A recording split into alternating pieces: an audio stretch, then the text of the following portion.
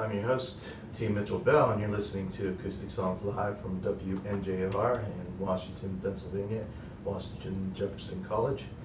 And we have Mr. Paul St. John here in the studio, all the way from Philadelphia. Thank you for driving. Oh, you're welcome. What time did you get up? You must have been 6. I don't want to tell. I can't think what time I got up. I know it was dark.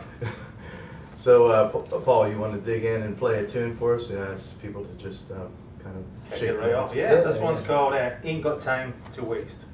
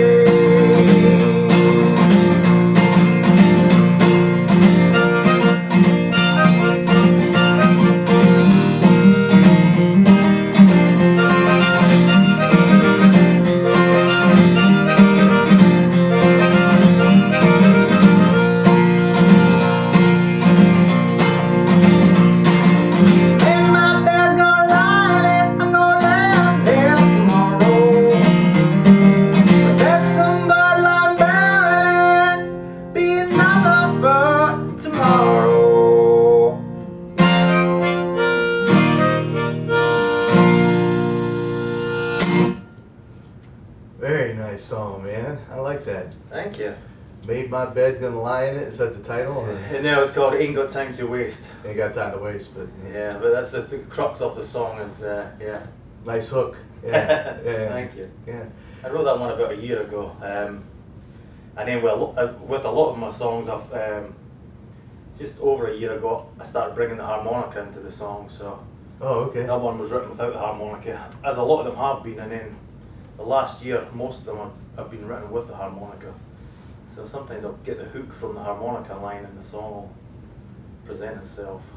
So I noticed when you sing, you don't have your accent. When we talk, that's a common thing, though, right? Yeah, it's a common thing. Like, yeah, English actors. English, English, Scottish. I mean, there's very few bands, singers, albeit maybe the Proclaimers. Uh huh. Yeah. You know, they sing in their I don't think that sounds so good if I The was singing brogue. in my accent. The brogue, yeah, yeah. Well, that's, Yeah. I mean, you know, listen to it, it just sounds like, you know, you're an American English songwriter. I mean, it's just, Right. wow. Yeah, I know. Yeah, it's all English, so it doesn't matter. But as we were saying, Luke, you're from Scotland originally, yeah? That's correct. Yeah. Yeah, and I was looking on, reading your bio that you have dual citizenship, and when did you come here? I came here. I actually came on vacation in '99, and I met my future wife in San Francisco. Oh, cool. And unfortunately, she wasn't from San Francisco. She was from a small town called Philadelphia. So it worked out good because I love Philly. But at the time, I was like, "Oh, you don't come from San Francisco?" Yeah. It changed my mind. 'Cause San Francisco's a great town, but Yeah. and Philadelphia is every bit as great a town. Yeah, yeah. It's just a lot nicer, the weather-wise. Well, the weather. I'm not digging a hole for myself, but yeah, the weather's nice, and their football team seems to be doing better. A few other sports teams, but you know. Yeah, if you, as far as, if you wanted to feel like home, somewhat, she could have been from Pittsburgh because, you know, you get the rolling hills here and everything, Right. and Yeah. there's a lot of Scott Irish settlers in this area, like all Well, around. one of my the town I grew up in, not so much my formative years, but when I was a late teenager and in my early 20s, was a town called Dunfermline, which is where Andrew Carnegie is from. Oh, okay. So his actual birthplace cottage was about a mile from from my house in Dunfermline. Oh, So wow. there's quite a few connections between the Carnegies and Dunfermline and obviously Pittsburgh and this area. Mhm. And obviously I drove past Johnstown Yeah. on the way in. But less said about that, the better with Carnegie. Oh, yeah. So if you came in past Johnstown, well, I don't know which way you came, but anyway, yeah, that's where kind of the industrialists used to have their like playground up Right. that area with it's the flood, the Johnstown Right, well flood. that's what I'm saying. You know, I mean, Carnegie did a lot of good things, but that was one thing that turned out bad, but he did a lot of great things, especially in the town of Dunfermline, and I mean, he started giving libraries to the world, so. Yeah, in here, there's Carnegie libraries all over Pittsburgh. Right, Oh. and back in my hometown too, and he actually bought a big park, which is called Pitton Creek Park, and when he was a kid, he could just look in through the metal gates and see this big, almost like a playground for rich people. And once he became the millionaire and billionaire that he was, he bought the park and gave it to the town. So Wow. as a kid, I would go there all the time. So Oh, that's cool. gifts like that are just can go on forever. So Well, he never forgot where he came from, you know. yeah, That's I didn't know. that's And that's about like myself. I can't. Every time I open my mouth, people will say, you know, you're not from here. yeah, yeah. Well, that's an important thing, you know. I think you not forgetting where you came from, but yeah, the Carnegie, Frick, and all the industrialists in that period, their names are all over Pittsburgh. The history's pretty interesting when you know, you look at it and you see that you know the town at one point just was rolling in dough. I mean, back there, the steel industry was really, you know, steel was coming here to build all the buildings in New York and I think the Golden Gate Bridge, and I mean, just the steel rolled out of this town like crazy, and a lot of people made a lot of money, and then it went belly up, and a lot of people left. The connection here, which is quite funny, I was thinking about it, but I think Pittsburgh was named for Pitt the Elder, or one of the prime ministers in the UK, but the guy, I believe, that named Pittsburgh was a Scotsman, and he had this big house, and it turns out it was the same house that Carnegie gave all those grounds and that land to. He was on that, so there's quite a strange connection between. So he owned that land, and then years later Carnegie bought the land and gave it to the freedom of for the people. So That's cool. There's a strange few connections there between Pittsburgh and Dunfermline. Yeah, yeah. So You drove in from Philly this morning. I and, did. It was beautiful too. Once I got to the, let me see if I'm saying this right, but is it Allegheny or Allegheny? Yeah, we say Allegheny, but it may be Allegheny. I don't. I'll say Allegheny. We so- say things kind of weird here, you know. And once I got through there, the mountains were beautiful. So it was a pleasant ride. The sun's shining, and it was. Oh, good. That stretch was a nice stretch. Now I believe there's a storm coming in, but I think I'll get out ahead of that. So Yeah, we're supposed to get some freezing rain and all that good stuff. that's the worst. That's Yeah, the worst thing I've ever discovered is here. Well, two things are the worst thing I've discovered. One's humidity, Yeah, which we don't have in Scotland, yeah, and yeah. that sucks. And then freezing rain is that icy rain is the worst. Yeah, my wife visited Europe and she said that we lived in Seattle. She said Seattle's very much like most of the temperate area over there. It just rains all the time and it never gets really cold. So Right. Yeah, and that's what it's like. I mean, and if it wasn't for the Gulf Stream, we would be like frozen tundra. I mean, we do have palm trees in Scotland, believe it or not, on the south coast. Yeah, I know it's hard to believe. What? Palm trees? You can Google that. In No. fact, they have them quite far up too. Yeah, you go into some of these little Scottish villages, and it's like there's a street full of palm trees. Okay, No, it's not- that just blew my mind there. It's, You know. it's not what you think in LA, but they're still palm trees. You Yeah. recognise it straight away as a palm tree. Yeah. Well, if you go south here to the Carolinas, Right. and you'll see them there, and there's a point where they start, and you're like, oh, okay, you know. But well, down in Florida, you know, wow, I've never heard of that. So you could actually have some single malt and look at a palm tree. You can sit under a palm tree and drink your single malt. That's maybe you've had too many single malts and you think the tree is a palm tree. Maybe that's what it was. Maybe that's mine. But yeah, Google that. There's palm trees in Scotland. Well, hey, I'd like to hear it. You got another song for us? Yeah, this one was off my last EP, which is called Panic Merchant, and it's called Back in Aberdeen. Not a Scottish city, but it's also one in, I believe, in Maryland as well. Yeah. This is Paul St. John here on Acoustic Songs Live.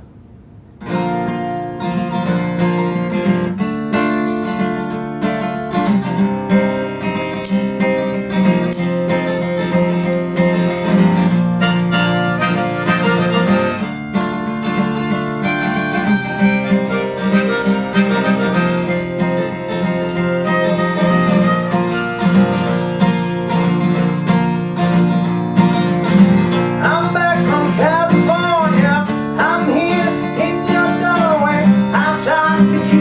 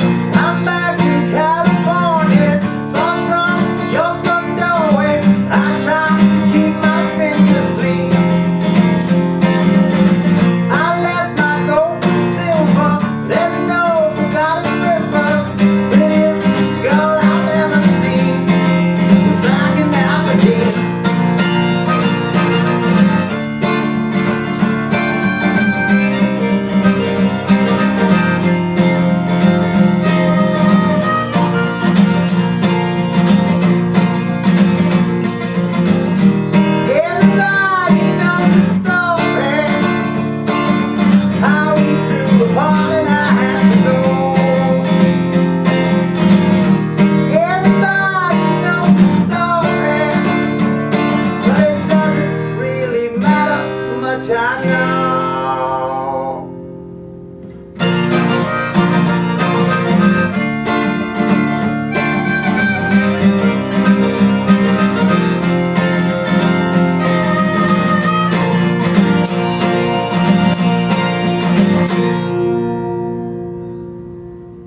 Very nice. Aberdeen. Everybody knows the story, huh? Everybody knows the story. I don't know. A story or the story? That's actually there's no story. That's the story behind that song is most of my songs have a kernel of truth in them. Some have a lot of truth in them. That one is strangely a Facebook story. I got in touch with a long lost cousin of mine from Aberdeen, and I got talking to him again, and then the song title just popped in my head, Back in Aberdeen, and then I just made a song up round that title. Around the title, yeah. And it just sometimes the story will make itself. Sometimes there's no story. It's sometimes if I feel it's heading a certain way, then I'll just go with that flow. And I suppose everybody's different, but About the process, yeah. the process, yeah. Yeah, it's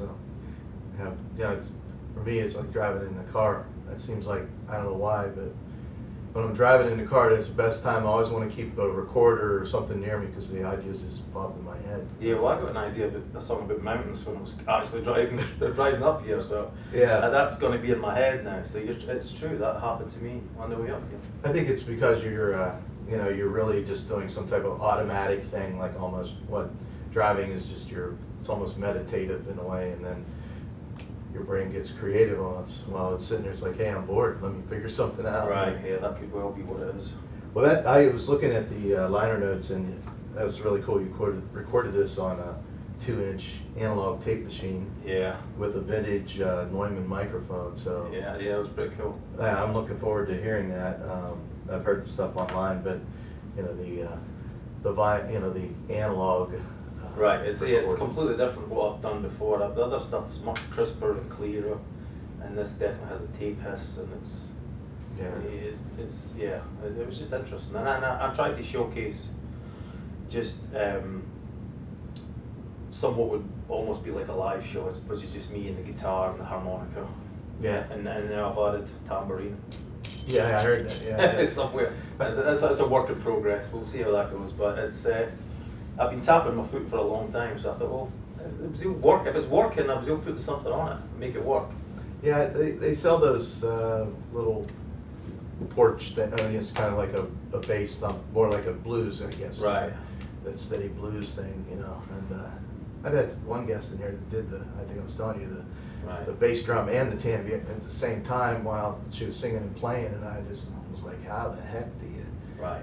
I have a hard time, walking and chewing gum. Well, I was definitely as a kid. I couldn't, pat my head and rub my stomach. I was not coordinated enough for that. So now that that I can do 3 things at once or 4, I don't want to think too hard, or I'll stop doing it. It won't work. Yeah, just even playing harmonica and guitar at the same time is tough enough in a lot of ways, especially if you do that lead kind of stuff. But, so I'm kind of curious, when you were growing up living in Scotland, I was trying to think of. I think Billy Bragg is from Ireland, though, right? He's from England. He's from England. Okay, Yeah. I was trying to. That's the one guy I think that sings with his accent. That's true. I would have got to him. But you're right. He definitely sings as he speaks. Yeah, I like him a lot. Yeah, I do like him a lot too. Yeah. I was a big fan of his when he first came out, and it took a lot of people by surprise, because it was like, what is this? It's like, once you got through the, now I'm not slagging him at all, because I love ELO, but once you get something so processed as an ELO song, and then all of a sudden you go to Billy Bragg's playing on an electric guitar and singing, it couldn't be further from such a sound, and a lot of people didn't like it at first, and obviously a lot of people do, and I was one of the ones that liked it. So Yeah. And but what kind of growing up, I know that the music of Scotland, Ireland, that that came here to the United States, it actually became part of the whole Appalachian music thing. You know, Right. bluegrass and all that kind of stuff wouldn't really have existed without that music being part of that. And then, you know, then you mix the blues into it, and then you got, you know, this big soup of stuff that just came out and became American music. And then we, you know, came back and went back over there, and everybody Right. started listening to the American music, and then came back over here. Right, that definitely will happen. I mean, I think that's, Eric Clapton says that, you know, he listened to and as you say, it derived itself from the original settlers. Mhm. So that music was, you know, Scottish and Irish and English, and then it found its own way and turned into something else. Yeah, and I you know, kind of did a little research into the folk songs of, you know, English and Irish, Scottish folk songs kind of thing. You know, I don't know them off the top of my head, but I like listening to that Right. stuff, you know, because it's part of it's in the DNA. But when you were growing up, did you listen to any of that stuff, or were you, Yeah. or did you listen to, you know, American music? I mean, what? Well, when I was growing up, I'm not as young as I look. Oh. I'm only kidding. I was listening to all different sorts of stuff, and the 80s had exploded then, and it was there was local bands I was listening to. There was a band called the Skids, who then became a Big Country. They had like a hit over here. Oh yeah. Yeah, in fact, they used one of the Skids songs. I think the guy, The Edge, when they reopened the stadium down in New Orleans, The Saints Are Coming. That's an old Skids song. Huh. So the reason I listened to them, my friend from school, his brother was in the Skids, so it was like, Yeah. he went on to become an architect. He got a real job. But yeah, I would listen to all different songs, and we would listen to everything. So we had a wide range, and I personally had a wide range of things, from Deep Purple to musicals, really. I mean, anything in between. So, but yeah, for folk music, to get back to that, there was a band in Scotland called the Corries, who were a very famous, probably the most prestigious folk outfit. There was two of them, and I listened to them a lot. They do 2 or 3 humorous songs, but it was mostly, they would write traditional songs and then they would interpret the old traditional songs, and they were multi-instrumentalists, and they could play all these. They were bringing out these type of stringed instruments from the 15th and 16th centuries that nobody's seen for years, and they had great voices. So I would listen to them, and not so much the Irish ones. I know the Clancy Brothers thing. I much prefer the Corries, but being in this part of the United States, more people were more familiar with the Irish folk songs than they are with Scottish ones. But if anybody ever gets a chance, the band is called the Corries, and they're really fantastic for Scottish folk. Yeah, I saw a band over here. They Clana Drama. Right. You've probably heard of those guys. I think they're. I remember Clonard, yeah. Clana. There's this these guys. They real drum heavy kind of Scottish kind of like something you would imagine Braveheart kind of thing. Right. You know, these guys. They have a Scottish festival in Bridgeport, West Virginia, and I saw them come over and play. And you know, they got the kilts and the whole bit, but it's more like but really amazing drumming. You know, just Right. like the drum stuff, like the rhythms and stuff that they. I never thought of it being that like that coming from that part of the world, but no, I was just curious. You know, like what made you decide that you wanted to be a songwriter? Was there like some type of you know? I don't know what happened. I mean, I think I wrote my first song probably when I was 15, but I remember doing a parody of a song when I was like 9 or 10.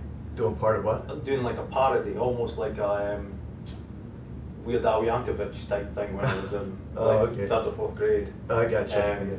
So even back then, something was, you know, I changed the words around and changing my curse words, make myself look amusing in class. Yeah. And but then, yeah, about 15, I started writing, and I was writing quite a bit, and then I discovered alcohol, and that was That was it? That stopped me writing for a while. Oh, that's The alcohol and girls. Oh, And yeah. then I go back to songwriting again. You know what I mean? Alcohol and girls have always been prevalent until I got married, but Yeah. songwriting has always been there. Yeah.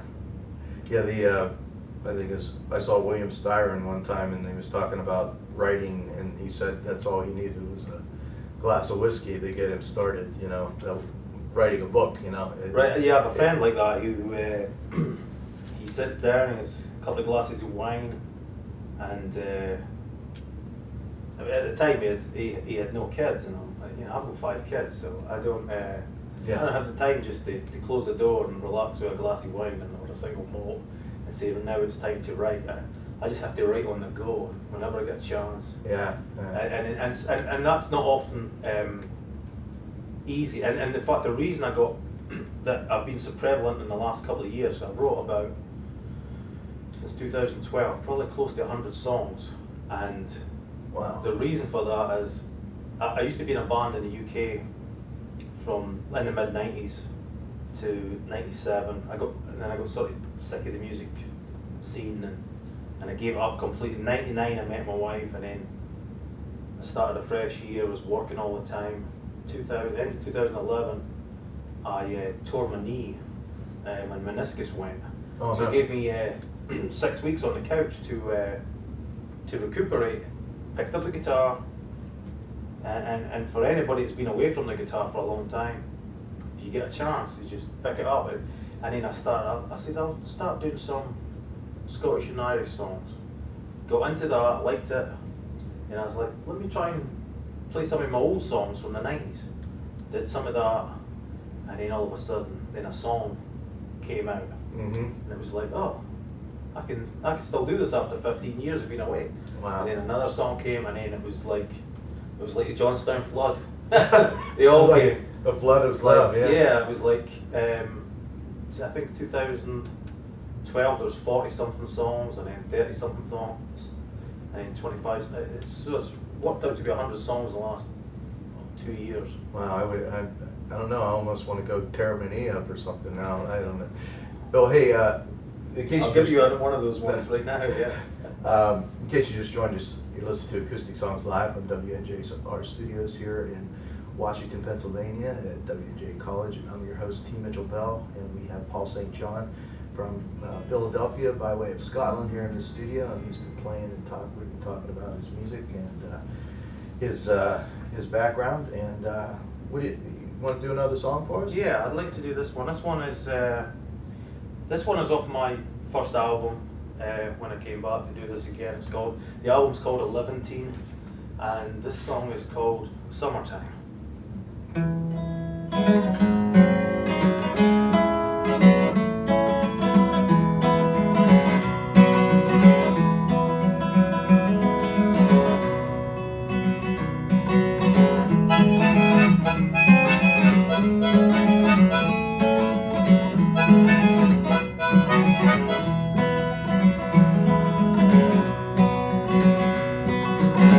I see the clouds rolling, though it's summertime.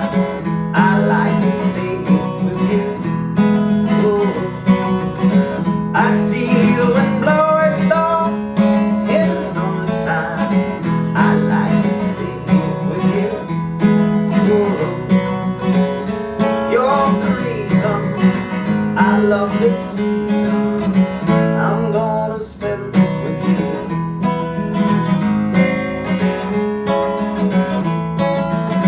I'm gonna spend it with you.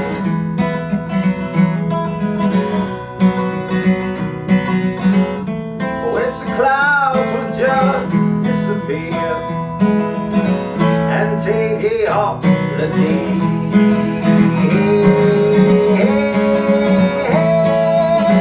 And take a holiday.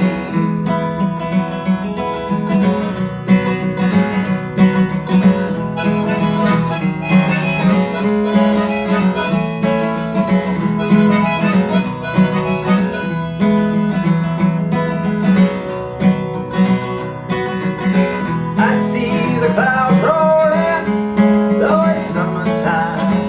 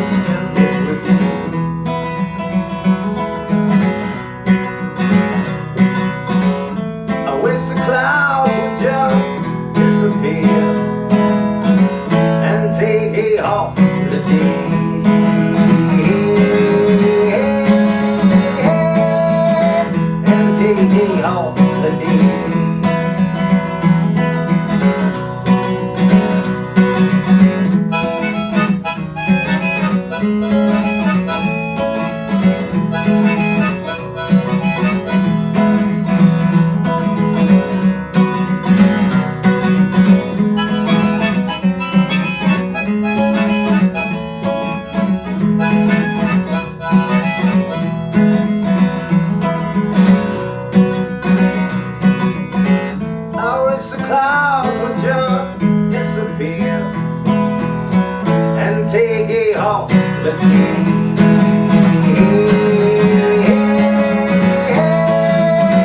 And take a holiday.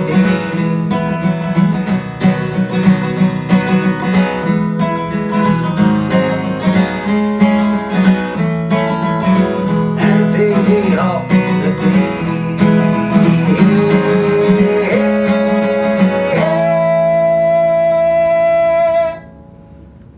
And take a holiday.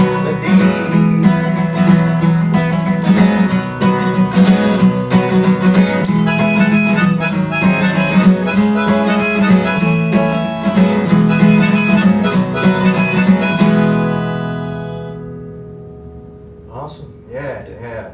I'm gonna keep my foot tapping, you know. It's like- most of your songs, I'm just standing up here tapping my foot. Like, I can see why you decided to get that tambourine going, you know. Yeah, well, as I say, I realised after a while, all I was doing was tapping that foot, and it was like, yeah, this might work. Make it do something. Yeah. So were you at the conference last week? Was that what? Yeah, I was up at the Millennium Mhm. Music Conference, and yeah, it was a good time. It's always good, and they've got a new venue from a couple of years ago. It's in a new hotel, and then obviously a lot of the showcases are around Harrisburg and the surrounding areas. And actually, I got to meet someone pretty special, because when I picked up the harmonica almost a year ago, I always had harmonicas, but I never usually used them in a set, maybe for one song. And about 9-10 months ago, I just started writing predominantly with them and using them predominantly in the songs. And I went through 2 or 3 different makes, Honors and Suzukis and stuff. Mhm. And I settled on a harmonica called Lee Oscars. Mhm. So Lee Oscar makes, and obviously Lee Oscar was in the band War, had that song Lowrider was the big hit. Mhm. Yeah. Lo and behold, he was at the conference on. Oh, cool. He was at the conference on last week, so I got there and I introduced myself to him, and to me, I felt like a religious convert, because I've tried all these different harmonicas, and his are just fantastic. Yeah. And it was like, and here you are. So I had to tell him, I said, listen, I've tried the other ones, yours are just fantastic. And he has a system where he has minor harmonicas as well as major harmonicas. Now I haven't got into the minor ones yet, but he was nice enough to talk to me, and he's pointed me in the direction of some of the minor harmonicas. So I'm going to try that and see if that works. And he said it worked for him. He said back in the early 70s, I think he had the #1 Billboard album with harmonica playing. Oh yeah, he's fantastic. Yeah, and he played a few songs that I just suck and blow. Yeah. Some people just say I just suck at harmonica playing, but it's completely different. He sounds like an orchestra. I mean, it's like Larry Adler or Stevie Wonder. Those guys are just magicians. Yeah. So he was taking a class, and he was trying to tell singer-songwriters that you could use the harmonica almost like a hook. So you could be doing a song, and the harmonica is like a hook line in the song, so it keeps the audience in it. And as I say, I felt like a religious convert, because that's how I felt over this last year. That's exactly how I've been using the harmonica. It's you just listen to a singer-songwriter, no matter how good they are, sometimes you need to change something up, whether it's a different instrument or some other things, and because you could be the best singer-songwriter in the world, it still can get old after 40 minutes or so, just constantly. So I thought I'll try and show the harmonica, and it makes it more entertaining for me too, that I can throw some. Obviously, it'd be great if you could do every song with a full band. And obviously, Dylan went through that, where he wanted to project more what he could hear, and we'd all like to do that. But as just a singer-songwriter, and it's just you and a guitar, it's nice to. I don't view it as a trick or as a gimmick. I view it as an integral part of the song. But it definitely, to me, it peps up the song for me and maybe makes me write them a bit more upbeat when the harmonica's in. Yeah. But yeah, so that was great seeing him. I had a nice showcase and met some people and all those conferences. I have another one coming up at the 20th down in Cape May. I'm doing a singer-songwriter conference. I've done that for the last couple of years. That's good too. I mean, anybody that's out there that's writing songs and it wants to try and get heard a little bit more is always good to. It's always good to go to these things and introduce yourself and play a few songs. Yeah, actually, I've been thinking about taking, I mean, just the show, also going as a singer-songwriter, but also like going to meet singer-songwriters at these and saying, hey, here's my, network, here's my business card, come and play on the show, that'd be. But there was another band that was last weekend that was supposed to play, and they were at this songwriter conference. Right. The same one, and they were driving at 8 a.m. in the morning to come here, and then the freezing rain, big, 10 inches of snow hit Harrisburg, the same day. Yeah, my son has been to that one in Cape May. Right. He said that was really interesting. There was a lot of things going on. So. Yeah, and I think it's like anything in life. It's if you get out of it what you put into it. So. When you first go to these things, especially just as a singer-songwriter, it's hard to throw yourself and be like throwing cards at everybody and get your face into everybody. You don't have to do that. I mean, I'm surprisingly pretty shy, so but as I've been going to them over the years, then you see people and then you can introduce yourself slowly and then hopefully things start to take root and take hold. It's definitely a long process to, unless you can write the catchiest song in the world. Even if you do have the catchiest song in the world, it's getting it heard. Yeah, and there's just a million songs out there. It's what you're competing against. Yeah. I mean, if I had $1 million budget, I could probably there's hand sanitizer here in a pen. I could probably make a hit song out of those two to make the instruments out of them. If the budget was good and I could just spend $500,000 plugging it. So it's like any song. It's like my kids years ago would listen to Lady Gaga and I was like, oh God, this is so horrendous. But I'm listening in the car and it's like, oh, I'm singing along. Yeah. It's like once I've heard it a few times, it's like, oh, what was I thinking? Yeah. It's fantastic. So I think that's if you can get stuff out and you can get enough people to hear it, I think you can catch a little bit of fire. Yeah. Well, you had said that you took some time off, and so you must have been doing something else other than songwriting, I would imagine. If you'd taken some time off at some point. Oh, like when I had a 15-year break, yeah. It was called having kids, working, and I was rehabbing an old Victorian house. Yeah. So that I mean, me and my wife will joke sometimes. It's like our date nights used to be Home Depot on a Saturday night. Oh, really? And Lowe's on a Friday night. Oh, wow. We bought this old ramshackle house, and it was big. It was a big house. But it was in bad shape, so it needed so much to do. So our waking hours, I mean, I was working, we were having kids, and we were just working on this house. And I would pick up the guitar maybe twice a year and play a couple of covers and put it back again. Well, I'm glad you picked it back up. So. Yeah, I'm glad too. And speaking of that, you want to do another song for us? Yeah, I'd love to. Cool. This one doesn't have harmonica, so anybody that's anti-harmonica. This one's called Happy as the Clouds.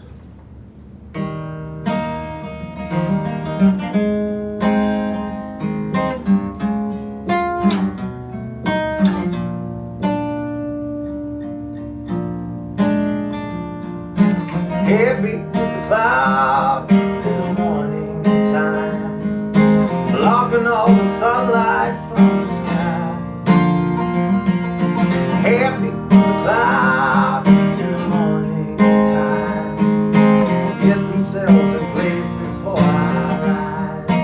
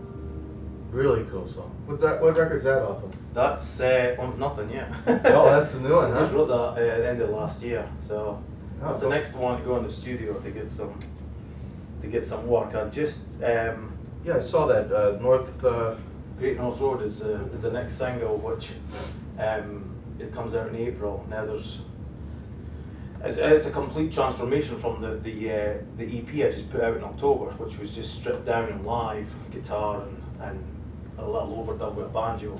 This one has bass, pedal steel, banjo, mandolin, drums, bass, and quite a few multi tracks of my vocals is backing. So it's like a full production compared to. Yeah. So I'm looking forward to that. I've already had some guys at a few radio things that are interested in playing it. So hopefully, some of the songs off the last EP got played on WXPN in Philly and you know, a couple of radio shows that are put out nationally, syndicated. So Mhm. I've been getting a good bit of airplay and stuff. So again, I'll just keep building and hopefully that, you know, somebody will just hear things and we just keep moving on. And if not, I'm doing everything I want to do, which is play live, Mhm. put out the songs. It's like it's completely different from when I was in a band 20 years ago, where we were just chasing down record labels to do everything for us because everything was much different then. Now it's like, I mean, I have my own label. I just put everything out, and Yeah. it's like, you know. Now so does everybody else, Mhm. so which makes it far more difficult. But as I can't replicate the Great North Road with the steel guitar and all the instrumentation, but I feel I can project myself live just as a singer-songwriter, and so I think that's where my future will be, just doing a lot more on the live circuit. Yeah, and touring with a full band is just economically, it's not economically feasible in a lot of situations, because by the time you have to pay everybody and take care of all your expenses, you know, you're Right, not really yeah. making any money. And, Right, and even the time you have to, as you say, all that, I mean, setting up beforehand and practicing and taking, say, whatever it is. But I mean, we're never going to be the Rolling Stones where we can say, right, we'll take 3 months in the south of France and practice, and then we'll go on tour and make $30 million. I mean, Yeah. I mean, it really does. I went to see Ron Sexsmith at World Cafe Live a year or two ago, and I mean, he's one of the best songwriters, in my view, in the last 20 years. He's got a great, everything about him is fantastic. And the place was less than half empty, and it was like, you know, it was a Monday night. It might be Oh, one of that's those right, things. yeah. Maybe on a Monday night, and it just, you know what I mean. But they drove all the way up. He had a full band with them. They drove all the way up from Nashville or whatever. So it's Yeah. like, I mean, it's tough. It's for somebody who is, in my view, is just beyond fantastic. Yeah. So what chance did the mere mortals like us that we have, you know? So Well, there's, you know, I mean, that does happen. You know, I opened for a couple shows here that I thought were going to be, you know, much bigger than they were, and you know, national artists, and they weren't. And it, you know, you hit and miss. At least that's what the promoters say. So yeah, I'm sure that's how it works. But Yeah. I think the most important thing is if you're a songwriter, stroke artist, that you can get out and whatever medium you can get your music out in, then it's good. If somebody's listening to it, or you're getting to play live somewhere. I mean, I'm more selective now than I was 2 years ago, because when I started out 2 years ago, I'd happily play anywhere somebody would let me play, because I had nothing behind me, nobody knew who I was, and now it gets a little bit easier to pick up a show that I'd like to play and stuff. Well, cool. You do have the XPN is like a really, you know, great radio station there in Philly. That's like the anchor of like all of that stuff. And World Cafe Live is there, and you know, David Dye and Gene Shea. I think it was his He last. just retired, yeah. Yeah, but he was the mainstay there, you know, Right. with the folk show. Yeah, and I have connections. As I say, as I told you earlier, I'm in with I'm a member of the Folk Alliance, and I'm also in with the Philly songwriters? Yeah, I'm in with, well, I wasn't Philly Songwriters, but I'm with the Folk Song Society. Mhm. They have an alliance of things. So there's always plenty of places to play in Philly. It's just where you want to play and if it's beneficial.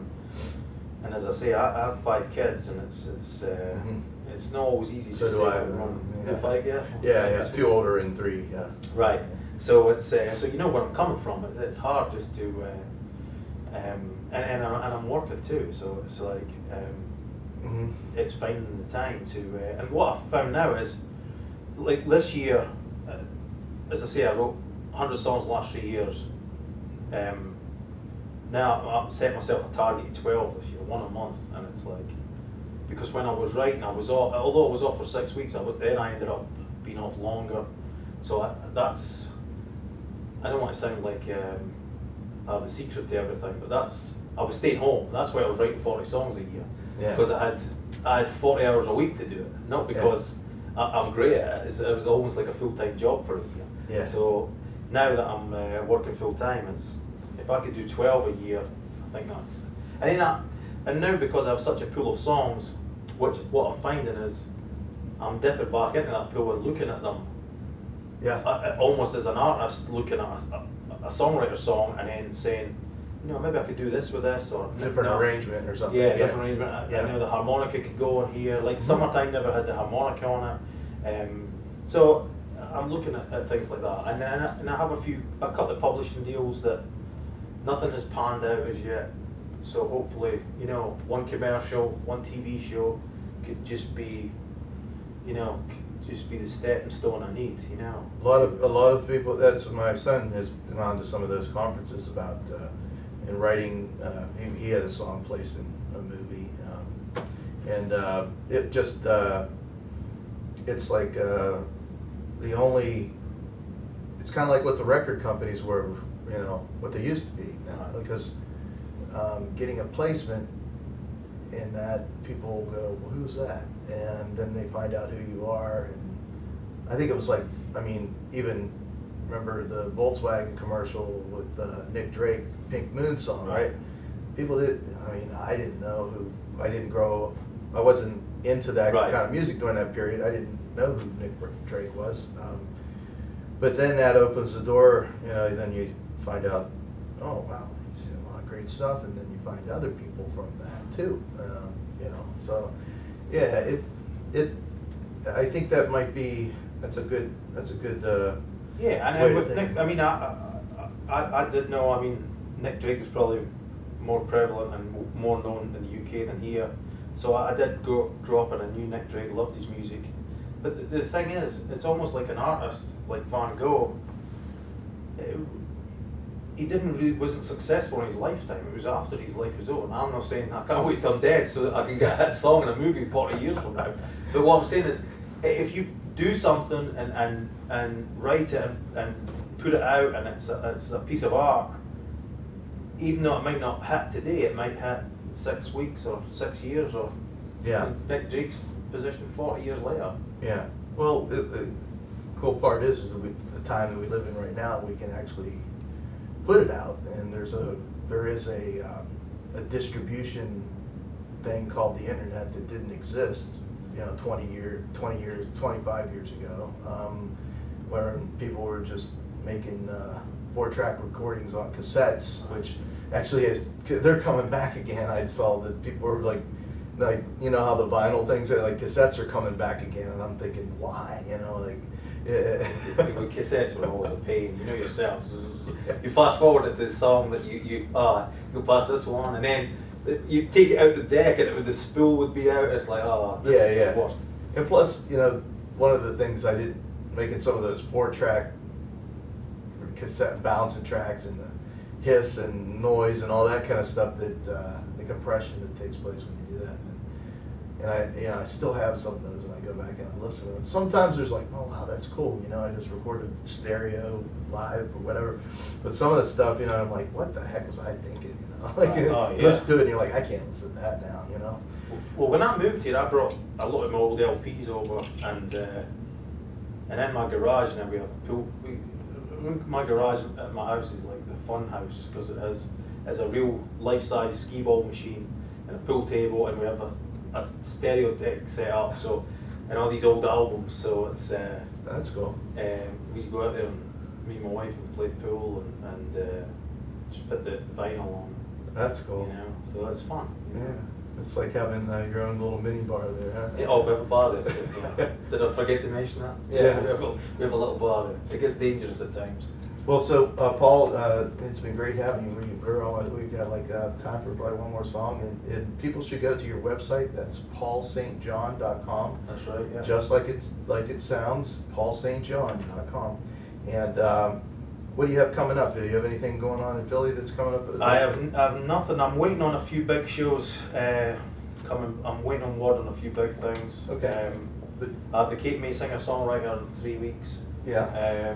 I'll be And playing CD, it, right, and in April I've tried to hook up a few shows for the release of that, and there's a couple of big things I don't want to say, because if I don't get them, then I'm going to. Yeah, I you know. understand. I understand. So hopefully something big will come up in the next few weeks, and then that'll be on the website, and then we'll take it from there. Yeah. Cool. Well, I'll get these songs. We'll get some of this stuff up on the radio here. Oh, yeah. So.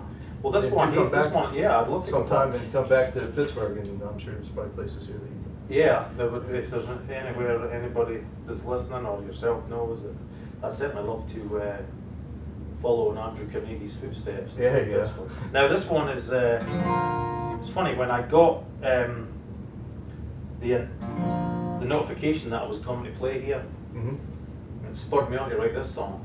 Oh, cool. So this song is directly attributable to me getting this show. Well, that's the first time that's happened. I've heard that. So. Well, there's a line in here about being 20 miles from daybreak, because I was thinking, well, if I'm going to go through there for 12 o'clock show, I'm going to have to leave at 5:30 in the morning. Yeah. So that's Yeah, what I the hear song's ya. all about. This one's called Old Man's Picture.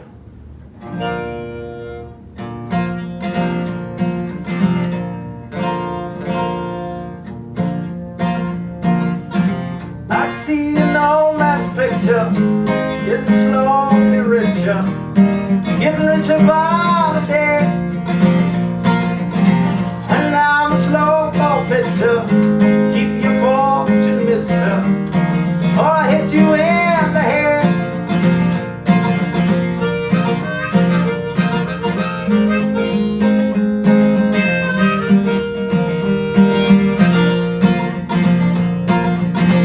I'm 20 miles from daybreak, trying to stay awake. Time's dragging on the way, and here's some tractor trailer